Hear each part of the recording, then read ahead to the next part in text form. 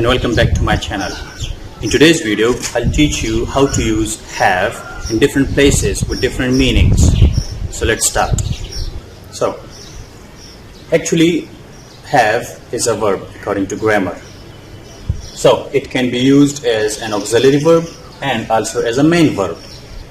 Now, as an auxiliary verb, it can be used as a principal auxiliary verb and also as a modal auxiliary verb. While as a main verb, it can be used as a stative verb, dynamic verb, and causative verb. So, let's study them one by one. Now, let's use have as a principal auxiliary verb. When you see third form of the verb, I mean past participle form of the verb after have, has, or had. Here, have functions as a principal auxiliary verb.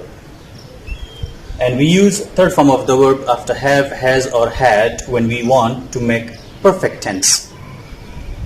For example, he has been to Canada twice. Been is a third form of the verb. Another example, they had written letters. Written is a third form of the verb.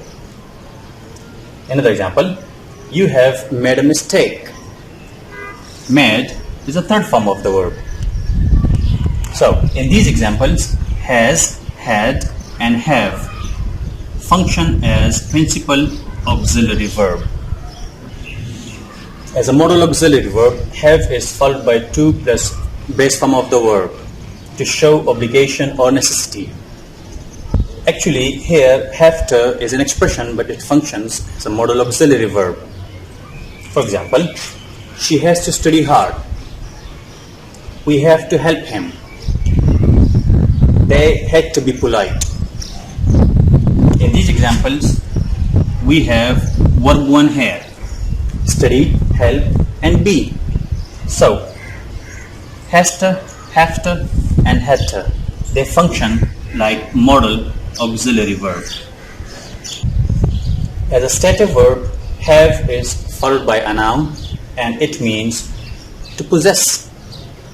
It talks about possession, ownership.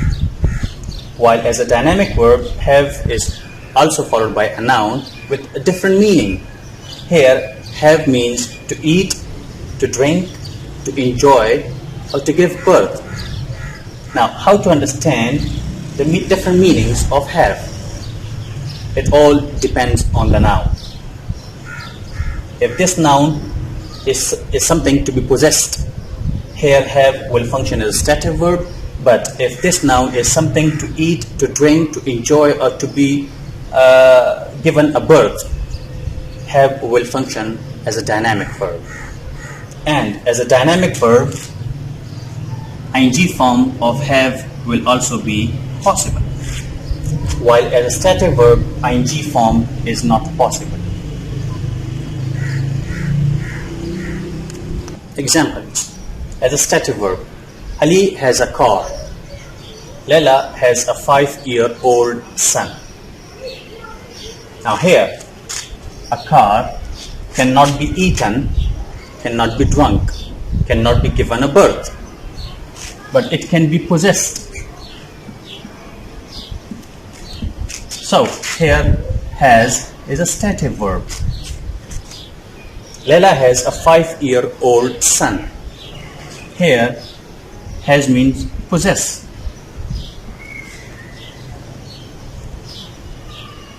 While as a dynamic verb, Ali has coffee in the morning. Now, coffee is something to drink. So here, has means Ali drinks coffee in the morning. That's the actual meaning. Leila had a son last month. It means that she gave a birth to a baby boy last month. Now the last one, as a causative verb. As a causative verb, have means to select or to choose. It means that a subject will choose an object to perform this activity. For example, Leila has a brother clean the rooms. It means that she chooses a brother, not a sister, to clean the rooms. So who will clean the rooms? my brother. The object. Another example, I will have Ali wash my bike. Now, who will wash my bike? The object, Ali. Why? Because I will choose him, not someone else.